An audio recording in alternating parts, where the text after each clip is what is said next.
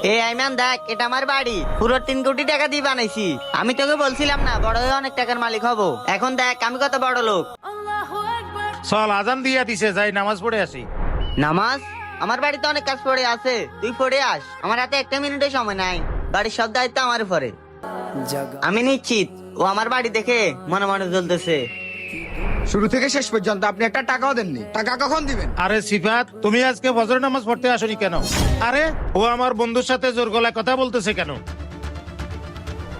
যখন লোনের টাকা পরিশোধ করতে পারবা না, তখন আমাদের ফ্যাক্টরি থেকে টাকা লোন নিয়ে এত বড় বাড়ি কেন তৈরি করছো? আরে কি হয়েছে, তুমি আমার বন্ধুকে এত অপমান করতেছো কেন? আর ইমাম সাহেব, উনি আমাদের ফ্যাক্টরি থেকে অনেক টাকা লোন নিয়ে এত বড় বাড়ি তৈরি করছে, এখন আমাদের টাকা পরিশোধ করতেছে না। আচ্ছা একটা কাজ করো, ও যত টাকা লোন নিয়েছে সব টাকা মাফ করে দাও। আচ্ছা ইমাম সাহেব, আমি ওনার সব টাকা মাফ করে দিতেছি। আরে তুমি ইমাম সাহেবের কথা শুনে আমার সব টাকা মাফ করে দিলে, কিন্তু কেন? মনে হয় আপনি জানেন না, উনি মসজিদের ইমামের পাশাপাশি আমাদের ফ্যাক্টরির মালিকও।